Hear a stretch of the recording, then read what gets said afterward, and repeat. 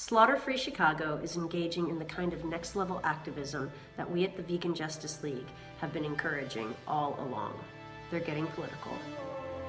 A group of 40 people showed up to City Hall to demand that elected officials enforce the laws that are already on the books. If they do so, there's a good chance that all the remaining slaughterhouses will have to relocate out of town.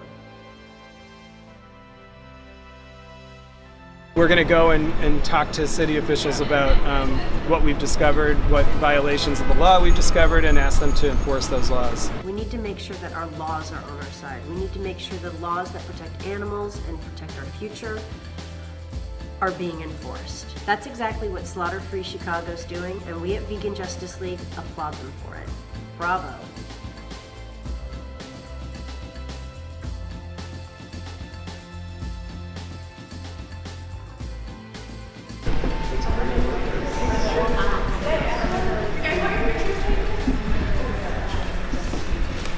Our investigation of the 16 existing slaughterhouses has led us to 6 important findings, and we've reported all of this to them. The first is that no special use approvals have been applied for or issued to Chicago's 14 live poultry markets, which have nevertheless been licensed by the department downstairs. Number 2, 9 of the 16 slaughterhouses were first licensed after 2004 and are operating less than 200 feet from businesses and residences. Number 4, 1 slaughterhouse is run by a self-proprietor and is not even incorporated. And number 5, 1 slaughterhouse got a variance passed to allow a change in the zoning district to favor his business in a district that is otherwise residential. Number 6, the slaughterhouses are operating, there's 2 slaughterhouses, Park Packing and Halstead Packing, which are operating in PDM 8 and M23 zones, which do not explicitly list slaughterhouses as an allowable business category. There, we need answers to these things, and that's what we're hoping to get answers from them, but they're not ready to give us those answers yet.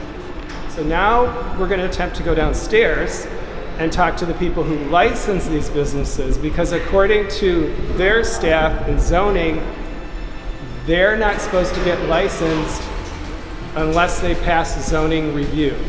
So how did they get past zoning review with all these violations is the questions we have.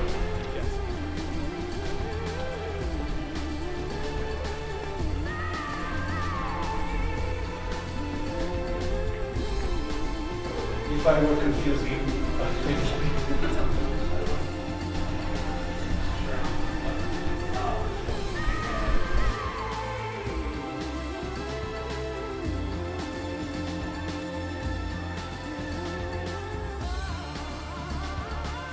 again, I apologize, but I can't do anything on camera. Okay. And we hope to make history in the city that once promoted itself as the slaughter capital of the world.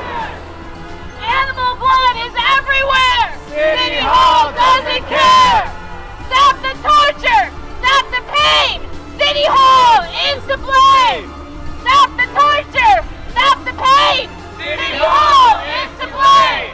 Commissioner Ascarino! Your job! Commissioner Ascarino! Do your job! Administrator Murphy! Do your job! Administrator Murphy! Do your job! Commissioner Ascarino! Do your job! Administrator Murphy! Do your job!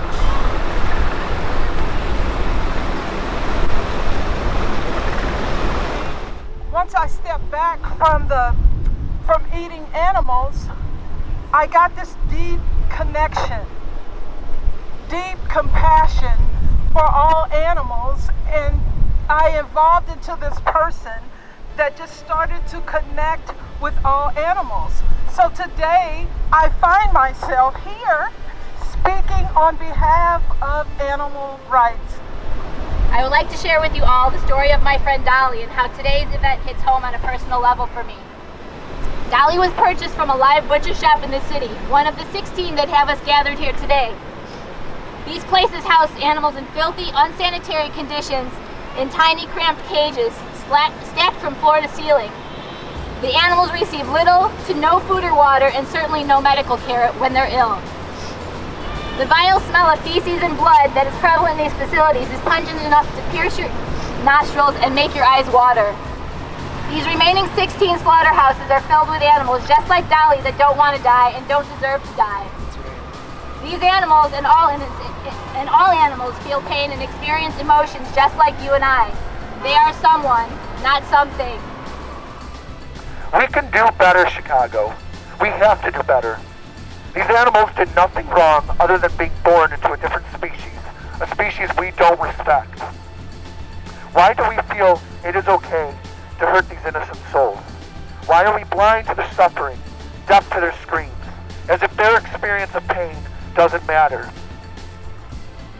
We are not here because we want anything from ourselves, and we're not here asking for anything too dramatic.